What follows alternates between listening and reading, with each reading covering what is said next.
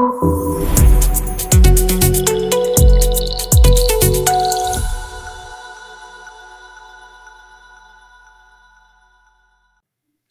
एक नौजवान बाइक पर जा रहा था। अचानक कार हिट करती है। वो नीचे गिरता है और अब उठ नहीं पाता। नीचे के दोनों पाँव में सेंसेशन खत्म हो चुकी है, ताकत भी नहीं है। लोग कहते हैं शायद झटका लगा है, थोड़ी देर में ठीक हो जाएगा। कोई कहता है बेड रेस्ट करो, दवा शुरू करवा देते हैं। लेकिन यहीं पर एक बहुत बड़ी गलती होती है। मैं आपको सीधी सी बात बता दूं, स्पाइनल कॉर्ड इंजरी कभी भी सिर्फ दवाई या बेड रेस्ट से ठीक नहीं होती। और इस इंजरी में सबसे खतरनाक चीज है वक्त का जाया होना, क्योंकि स्पाइनल कॉर्ड इंजरी में हर घंटा मैटर करता है। पहले 48 घंटे ये डिसाइड कर देते हैं कि ये पेशेंट दोबारा चल पाएगा या नहीं। अगर आप या आपका कोई अपना एक्सीडेंट के बाद पाँव में कमजोरी या सेंसेशन लॉस महसूस कर रहा है, ये वीडियो बाद के लिए नहीं, अभी देखना जरूरी है, क्योंकि यहाँ डिले का मतलब होता है परमानेंट डिसेबिलिटी। और पाकिस्तान में स्पाइनल कॉर्ड इंजरी के ज्यादातर मरीज इसी गलत सोच की वजह से लेट पहुंचते हैं, जब वापसी का रास्ता बहुत मुश्किल हो चुका होता है और रिकवरी जो होती है बहुत कम होती है। अब थोड़ा सिंपल तरीके से समझते हैं कि स्पाइनल कॉर्ड इंजरी होती क्या है। स्पाइनल कॉर्ड असल में एक केबल होती है जो दिमाग को जिस्म से जोड़ती है। दिमाग के हर मैसेज, चलना, हाथ हिलाना, दर्द महसूस करना, सब इसी केबल से गुजरते हैं। जब एक्सीडेंट होता है या कोई गिरता है तो या जोरदार झटका लगता है, तो मसला सिर्फ हड्डी टूटने का नहीं होता। असल मसला होता है कि स्पाइनल कॉर्ड या तो दब जाती है या उसके गिर्द सोजिश आ जाती है। अब यहाँ एक गलत फहमी होती है। लोग कहते हैं पेन कम हो गया है, शायद सब ठीक हो रहा है। लेकिन याद रखिए, पेन का कम होना नर्व के ठीक होने की गारंटी नहीं होता। अगर नर्व दब रही हो तो धीरे धीरे सिग्नल्स बंद हो जाते हैं। इसलिए पेशेंट के पाँव में पहले झंझनाहट आती है, फिर सेंसेशन कम होने लगती है और बाद में पैरों की या टांगों की माजूरी हो जाती है। स्पाइनल कॉर्ड इंजरी एक ऐसी चोट है जो ऊपर से चोट लग सकती है, लेकिन अंदर से जिंदगी बदल देती है। अगर टाइम पर समझ ना आए तो परमानेंट डिसेबिलिटी है। और इसीलिए अगली बात बहुत जरूरी है, क्योंकि यहीं पर अक्सर लोग सबसे बड़ी गलती कर देते हैं। अब बात करते हैं कि पाकिस्तान में स्पाइनल कॉर्ड इंजरी ज्यादातर किस तरह होती है। सबसे कॉमन वजह है रोड ट्रैफिक एक्सीडेंट। बाइक हो या कार, जरा सा गलत बैलेंस, जरा सी तेज रफ्तारी और एक झटका सीधा गर्दन या कमर तक पहुंच जाता है। दूसरी बहुत कॉमन वजह है हाइट से गिरना, यानी छत से गिर जाना, सीढ़ियों से फिसलना, कंस्ट्रक्शन साइट पर काम करते हुए नीचे गिर जाना। लोग अक्सर कहते हैं सिर्फ पीठ पर लगा है, लेकिन स्पाइन पर लगा हुआ झटका कभी कभी सिर्फ नहीं होता। तीसरी वजह है हैवी वेट या डायरेक्ट ब्लो, जैसे कोई भारी चीज गिर जाना या एक्सीडेंट में सीधा स्पाइन पर इम्पैक्ट। मसला यह है कि इन तमाम केसेस में मरीज शुरू में ज्यादा दर्द महसूस नहीं करता, इसलिए लगता है कि इंजरी इतनी सीरियस नहीं है। लेकिन स्पाइनल कॉर्ड इंजरी में दर्द का कम होना सेफ्टी का साइन नहीं होता। कभी कभी असली नुकसान तब शुरू होता है जब सोजिश बढ़ती है और नस धीरे धीरे दबना शुरू होती है। इसलिए पाकिस्तान में बहुत से पेशेंट्स कहते हैं, डॉक्टर साहेब पहले दिन तो थोड़ा ठीक था, फिर पांव जवाब दे गए। और यहीं से कहानी गलत डायरेक्शन में चली जाती है। अब आगे चल के हम एक बहुत इंपॉर्टेंट चीज पर बात करेंगे, क्योंकि यहाँ पर लोग इंजरी के बाद सबसे बड़ी गलती करते हैं जिसकी कीमत वो सारी उम्र अदा करते हैं। अब मैं आपको बताता हूँ वो गलतियां जो मैं रोज अपनी प्रैक्टिस में देखता हूँ और जिनकी वजह से मरीज ठीक होने का चांस खो देता है।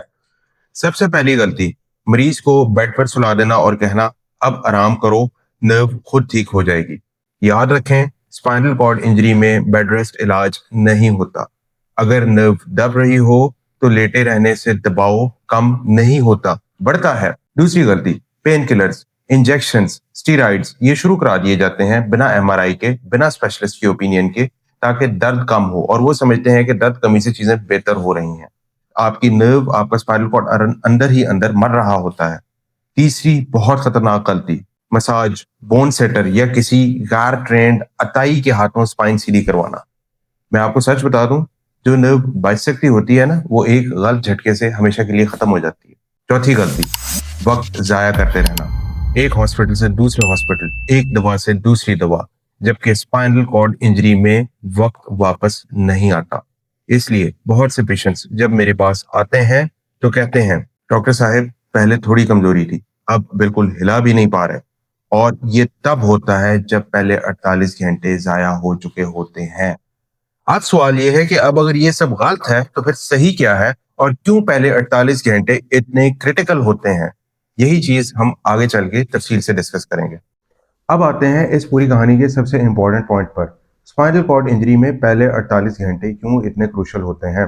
जब एक्सीडेंट होता है उस वक्त जो चोट लगती है उसे हम कहते हैं प्राइमरी इंजरी। वो चोट हो चुकी होती है, उसे हम वापस नहीं ला सकते। लेकिन असल नुकसान यहाँ से शुरू होता है। एक्सीडेंट के बाद स्पाइनल कॉर्ड के गिर्द सोजिश आती है, ब्लीडिंग होती है और स्पाइनल कॉर्ड और नसों के ऊपर प्रेशर धीरे धीरे बढ़ता रहता है। इस प्रोसेस को हम कहते हैं सेकेंडरी इंजरी और ये इंजरी अगले 24 से 48 घंटों में स्पाइनल कॉर्ड को ज़्यादा तबाह करती है। आप ज़रा इसे सिंपल एग्जांपल से समझें। अगर आप अपनी उंगली पर रबर बैंड बांधेंगे तो शुरू में सिर्फ टाइट लगता है, लेकिन वक्त गुजरने के साथ साथ खून की सप्लाई बंद होती जाती है और उंगली सुन्न हो जाती है, उसका रंग बदल जाता है। स्पाइनल कॉर्ड के साथ भी बिल्कुल ऐसा ही होता है। जैसे जैसे प्रेशर बढ़ता है, ब्लड सप्लाई कम होती है और नर्व सेल्स धीरे धीरे मरना शुरू हो जाते हैं। इसलिए मैं हमेशा कहता हूँ, स्पाइनल कॉर्ड इंजरी में वक्त इलाज से भी ज़्यादा कीमती होता है।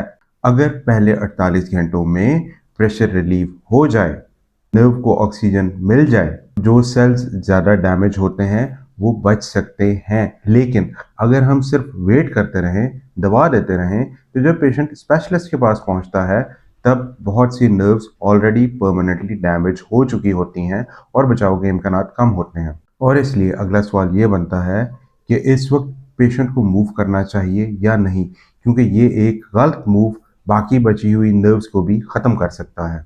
अब ये पॉइंट बहुत अहम है और यहीं पर अक्सर लोग सबसे बड़ी गलती कर देते हैं। स्पाइनल कॉर्ड इंजरी के बाद पेशेंट को मूव करना या ना करना ये फैसला कभी भी अंदाजे से नहीं होता। मैं सीधी सी बात बता दूं, अगर स्पाइनल इंजरी का जरा सा भी शक हो तो मरीज को बिल्कुल भी मूव नहीं करना।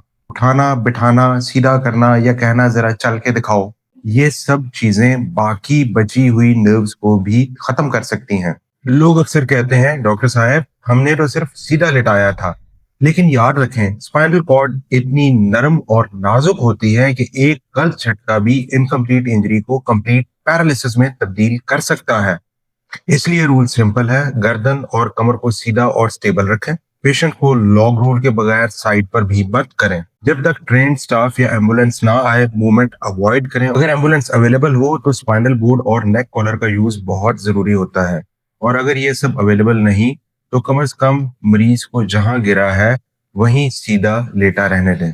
मैं ये बात इसलिए इतनी जोर देकर कह रहा हूँ क्योंकि मैंने बहुत से पेशेंट्स देखे हैं जो एक्सीडेंट के बाद चल रहे थे, लेकिन गलत हैंडलिंग की वजह से हॉस्पिटल पहुंचते पहुंचते वो माजूर हो चुके थे। अब अगला सवाल ये होता है कि इस पेशेंट को किस डॉक्टर के पास लेकर जाना चाहिए, क्योंकि यहाँ एक और गलत फैसला पूरा रिजल्ट बदल देता है। अब यहाँ एक बहुत इंपॉर्टेंट सवाल आता है, स्पाइनल कॉर्ड इंजरी के बाद पेशेंट को किस डॉक्टर के पास लेकर जाना चाहिए? पाकिस्तान में अक्सर लोग पहले इधर उधर फंस जाते हैं। कोई इमरजेंसी वार्ड, कोई क्लिनिक, कोई पेन स्पेशलिस्ट, कोई अताइयों के पास, और इसी चक्कर में आप अपना कीमती वक्त जाया करते रहते हैं। मैं आपको एक सीधी सी बात बता दूं, स्पाइनल कॉर्ड इंजरी असल में नर्व का मसला होता है और नर्व का फाइनल फैसला न्यूरोसर्जन ने करना होता है। इसका मतलब ये नहीं है कि हर पेशेंट की सर्जरी होती है, लेकिन ये ज़रूरी है कि पहले 48 घंटे में पेशेंट ऐसे सेंटर और ऐसे डॉक्टर के पास पहुंच जाए जहां स्पाइनल कॉर्ड इंजरी का प्रॉपर असेसमेंट और प्रॉपर ट्रीटमेंट हो सके। अगर पहले दिन ही सही स्पेशलिस्ट पेशेंट को देख ले, एमआरआई का फैसला हो जाए और प्रेशर को समझ लिया जाए, तो जो नर्व बच सकती है वो बच जाती है। लेकिन जब पेशेंट 5-7 दिन बाद आता है और कहता है, डॉक्टर साहब पहले थोड़ी कमजोरी थी, अब बिल्कुल हिला भी नहीं पा रहे, तो फिर हम सिर्फ डैमेज कंट्रोल कर सकते हैं। रिकवरी का वक्त गुजर चुका होता है। इसलिए याद रखिए, स्पाइनल कॉर्ड इंजरी में पहला सही डॉक्टर सबसे सस्ती और सबसे अक्लमंद इन्वेस्टमेंट होती है। अब अगला लॉजिकल सवाल ये होता है, कौन सी इन्वेस्टिगेशंस फौरन होनी चाहिए, क्योंकि बिना सही टेस्ट के सही फैसला मुमकिन नहीं होता। अब बात करते हैं सबसे इंपॉर्टेंट और प्रैक्टिकल चीज की, स्पाइनल कॉर्ड इंजरी में कौन सा टेस्ट फौरन करना चाहिए। मैं यहाँ बिल्कुल क्लियर होना चाहता हूँ, MRI spine is gold standard for spinal cord injury. क्योंकि एमआरआई ही वो टेस्ट है जो हमें नस, स्पाइनल कॉर्ड की सोजिश, प्रेशर, उस पर ब्लड, सब कुछ दिखा देता है। अब अक्सर लोग पहले एक्सरे करवा लेते हैं। एक्सरे सिर्फ हड्डी दिखाता है, लेकिन स्पाइनल कॉर्ड की हड्डी अंदर होती है, उसकी सारी चीजें उसके बोन स्ट्रक्चर के अंदर होती हैं। इसलिए एक्सरे नॉर्मल हो फिर भी नर्व स्फीयर डैमेज में आ सकती है। सीटी स्कैन का अपना रोल होता है, खास तौर पर फ्रैक्चर समझने के लिए, लेकिन नर्व का फाइनल फैसला सीटी नहीं, एमआरआई करता है। यहाँ एक बहुत कॉमन गलती होती है। लोग कहते हैं डॉक्टर साहब पहले दवाई से ट्राई कर लेते हैं, एमआरआई बाद में करवाएंगे। लेकिन याद रखें, स्पाइनल कॉर्ड इंजरी में एमआरआई डिले करने का मतलब डायग्नोसिस डिले करना होता है, और डायग्नोसिस डिले का मतलब होता है नर्व को और ज्यादा डैमेज का मौका देना। मैं अपने पेशेंट्स को हमेशा कहता हूं, अगर पैसा एक ही टेस्ट पर लगाना है तो वो टेस्ट एमआरआई स्पाइन होना चाहिए, क्योंकि सही टेस्ट ही सही फैसले की बुनियाद होता है। एमआरआई आ जाती है तब अगला सवाल नेचुरली उठता है, क्या हर स्पाइनल कॉर्ड इंजरी में सर्जरी जरूरी होती है? इसका जवाब आगे चलकर हम तफसील से समझते हैं और इस पर बात करते हैं। अब यहाँ पर अक्सर पेशेंट्स और उनके घर वालों के सबसे बड़ा डर सामने आता है। जैसे ही एमआरआई का नाम आता है, लोग फौरन पूछते हैं, डॉक्टर साहब इसका मतलब सर्जरी तो नहीं? मैं आपको पहले ही क्लियर कर दूं, हर स्पाइनल कॉर्ड इंजरी का मतलब सर्जरी नहीं होता। इंजरीज ऐसी होती हैं जहां नर्व्स सिर्फ टेम्परेरीली इरिटेटेड होती हैं, प्रेशर स्फीयर नहीं होता, और मरीज को क्लोज ऑब्जर्वेशन में ब्रेस और रिहैब के साथ मैनेज किया जा सकता है। लेकिन कुछ केसेस ऐसे होते हैं जहां एमआरआई क्लियरली दिखाती है कि स्पाइनल कॉर्ड दब रही है, हड्डी के टुकड़े से, डिस्क से या स्फीयर स्वेलिंग से। ऐसे केसेस में सर्जरी का मतलब होता है नर्व को बचाना, मरीज को जिंदगी की तरफ वापस लाना। सर्जरी का डिसीजन डर की बुनियाद पर नहीं होता, बल्कि 3 चीजों पर होता है: मरीज की स्ट्रेंथ और सेंसेशंस, एमआरआई की फाइंडिंग्स, और अलामात का टाइम और उसकी प्रोग्रेशन।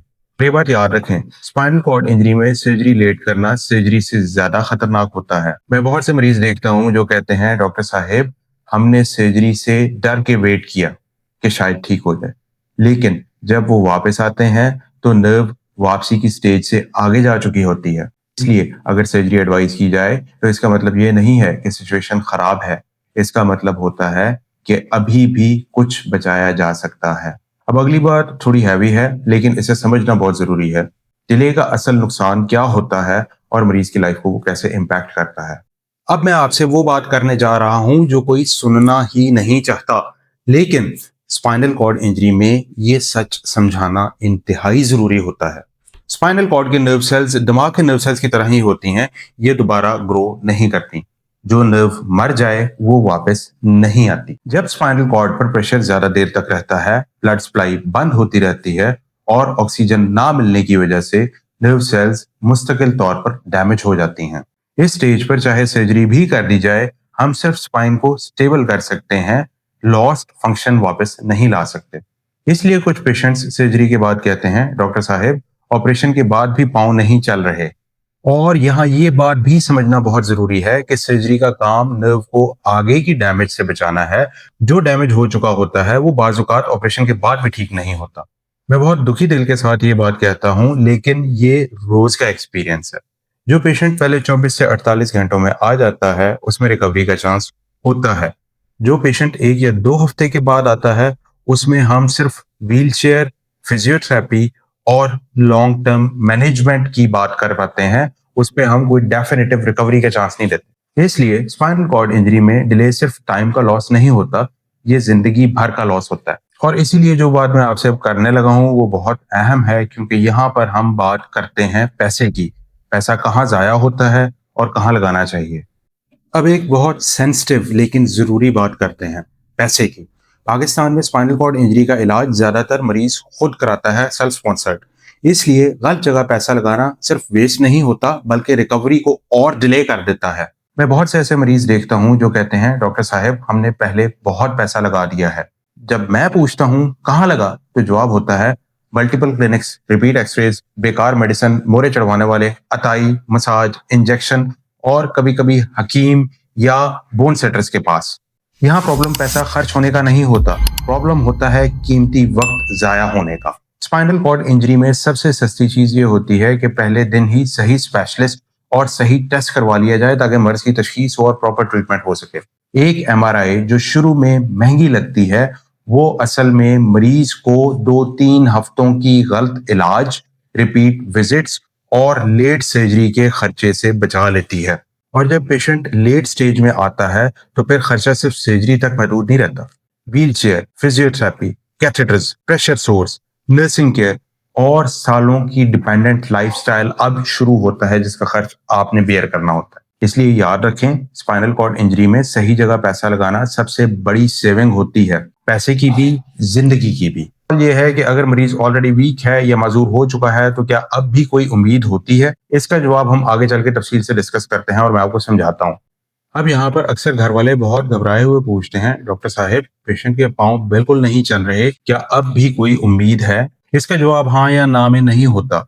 ये डिपेंड करता है कि स्पाइनल कॉर्ड की इंजरी कंप्लीट है या इनकम्प्लीट। अगर इंजरी इनकम्प्लीट हो, मतलब थोड़ी सी भी सेंसेशन बाकी हो या पेशेंट पांव हिलाने की कोशिश कर सकता हो, तो ये बहुत पॉजिटिव साइन होता है। ऐसे केसेस में अगर प्रेशर टाइम पर रिलीव कर दिया जाए, स्पाइनल कॉर्ड को ऑक्सीजन और ब्लड सप्लाई वापस मिल जाए, तो रिकवरी के रियलिस्टिक चांसेस होते हैं। लेकिन अगर इंजरी कंप्लीट हो, सेंसेशन ना हो, मूवमेंट ना हो, कोई रिस्पॉन्स ना हो और वो हालत कई दिनों से मौजूद हो, तो फिर हमें मरीज के साथ बहुत ऑनेस्ट होना पड़ता है। ऐसे केसेस में सर्जरी का मकसद चलाना नहीं बल्कि स्पाइन को स्टेबल करना होता है और आगे के नुकसान को रोकना होता है। मैं ये बात इसलिए कह रहा हूँ कि पेशेंट्स और उनके घर वाले झूठी उम्मीद के चक्कर में वक्त जाया मत करें, लेकिन ये भी उतना ही जरूरी है कि सही वक्त पर आने वाले पेशेंट से उनकी उम्मीद न छीनी जाए। इसीलिए स्पाइनल कॉर्ड इंजरी में हर घंटा, हर दिन डिसीजन को बदल सकता है और इसीलिए अगला पॉइंट बहुत अहम है। अब बात करते हैं कि रिहैबिलिटेशन कब और कैसे शुरू होती है, क्योंकि रिकवरी सिर्फ ऑपरेशन से नहीं होती। अब बहुत से लोग यहाँ एक और गलत सोच रखते हैं। वो कहते हैं, डॉक्टर साहब पहले फिजियोथेरेपी ट्राई कर लेते हैं, सर्जरी बाद में देखेंगे। मैं ये बात बहुत क्लियर करना चाहता हूँ, रिहैबिलिटेशन स्पाइनल कॉर्ड इंजरी का हिस्सा है, रिप्लेसमेंट नहीं। रिहैब टीम काम करती है जब स्पाइनल कॉर्ड पर से प्रेशर पहले ही रिमूव हो चुका हो या इंजरी स्टेबल हो चुकी हो। अगर नर्व अभी भी दब रही हो तो फिजियो, एक्सरसाइज या मूवमेंट रिकवरी नहीं बल्कि नुकसान बढ़ा सकती है। आइडियल सिनेरियो ये होता है कि पहले करेक्ट डायग्नोसिस, फिर टाइमली सर्जरी या स्टेबलाइजेशन और उसके बाद अर्ली रिहैबिलिटेशन। अर्ली रिहैब का मतलब ये नहीं होता कि पेशेंट को फौरन खड़ा कर दिया जाए। मतलब होता है bed positioning, chest physiotherapy, pressure source से बचाओ और धीरे धीरे मसल्स को एक्टिवेट करना। मैं अक्सर पेशेंट्स को ये एग्जांपल देता हूँ, अगर बिजली की वायर ही कटी हुई हो तो आप स्विच कितनी बार भी ऑन ऑफ कर लें, बल्ब फिर भी नहीं जलेगा। लेकिन जब वायर रिपेयर हो जाए तो स्विच का रोल समझ आता है। इसी तरह स्पाइनल कॉर्ड इंजरी में पहले नर्व को बचाना होता है, फिर रिहैबिलिटेशन से उसके फंक्शन को मैक्सिमाइज किया जाता है। और जो पेशेंट्स वक्त पर सर्जरी और रिहैब स्टार्ट कर लेते हैं, वो ना सिर्फ बेहतर रिकवर करते हैं बल्कि उनका लॉन्ग टर्म खर्चा, डिपेंडेंसी और कॉम्प्लिकेशंस भी काफी कम हो जाती हैं। अब लास्ट और सबसे प्रैक्टिकल चीज रह जाती है, पहले 48 घंटे का क्लियर कट एक्शन प्लान। ऐसा प्लान जो आप स्ट्रेस में भी फॉलो कर सकें। अब मैं आपको स्पाइनल कॉर्ड इंजरी का सबसे सिंपल और सबसे इंपॉर्टेंट एक्शन प्लान बताने जा रहा हूं। अगर आप सिर्फ ये 5 स्टेप्स याद रख लें तो आप बहुत बड़ी गलती से बच सकते हैं। नंबर 1, एक्सीडेंट के फौरन बाद अगर पेशेंट को पांव या हाथ में कमजोरी है, सुनपन है या हिलाने में मुश्किल हो रही है तो स्पाइनल इंजरी अज्यूम करें। नंबर 2, मरीज को उठाना, बिठाना, चलाना इस स्टेज पे बिल्कुल मना है। आप ट्रेंड हेल्थ केयर प्रोवाइडर का वेट करें, गर्दन और कमर को सीधा रखें और मूवमेंट्स को मिनिमम करें। नंबर 3, वक्त जाया मत करें। होम रेमेडीज, मसाज, इंजेक्शंस या ट्रायल एंड एरर इलाज फौरन बंद करें। नंबर 4, मरीज को ऐसे हॉस्पिटल लेकर जाएं जहां एमआरआई स्पाइन अवेलेबल हो और न्यूरोस्पाइन सर्जन उसे देख सके। नंबर 5, जो भी डिसीजन आपने लेना हो, सर्जरी या कंजर्वेटिव, वो एमआरआई और स्पेशलिस्ट की ओपिनियन के बाद आपने लेना है, उससे पहले आपने कोई डिसाइड नहीं करना। और सबसे इंपॉर्टेंट बात, स्पाइनल कॉर्ड इंजरी में ये सोचना कि कल देखेंगे अक्सर जिंदगी भर का नुकसान बन जाता है। याद रखें, पहले 48 घंटे इलाज नहीं, फ्यूचर डिसाइड करते हैं। अब लास्ट में एक बहुत जरूरी बात रह जाती है जो मैं हर पेशेंट और हर फैमिली से कहना चाहता हूं। मैं इस वीडियो में एक सीधी सी बात पर खत्म करना चाहता हूं। स्पाइनल कॉर्ड इंजरी एक इमरजेंसी होती है, तजुर्बा नहीं। इसमें ना तो दवा से वेट होता है, ना बेड रेस्ट से मिरेकल्स होते हैं। जो फैसले पहले 48 घंटों में होते हैं, वो सिर्फ मरीज का फ्यूचर नहीं, पूरी फैमिली की जिंदगी बदल देते हैं। अगर आप पेरेंट हैं, भाई हैं, बेटे हैं, या सिर्फ एक रिस्पॉन्सिबल इंसान है, तो याद रखें, लेट डिसीजन का बिल जिंदगी भर अदा होता है। अगर ये वीडियो आपके लिए यूजफुल थी, तो इसे सिर्फ लाइक मत कीजिए, शेयर करें। शायद आपका एक शेयर किसी को व्हील चेयर से बचा ले, किसी घर को लाइफ टाइम डिपेंडेंसी से बचा ले। और अगर आप या आपका कोई अपना स्पाइनल इंजरी के बाद कमजोरी, सुनपन या पैरालिसिस फेस कर रहा है, वेट मत करें। सही जगह, सही वक्त, सही डिसीजन, ये 3 चीजें स्पाइनल कॉर्ड इंजरी में जिंदगी वापस ला सकती हैं। खुद भी समझें और दूसरों को भी समझाएं, क्योंकि अवेयरनेस ही सबसे पहला इलाज होता है।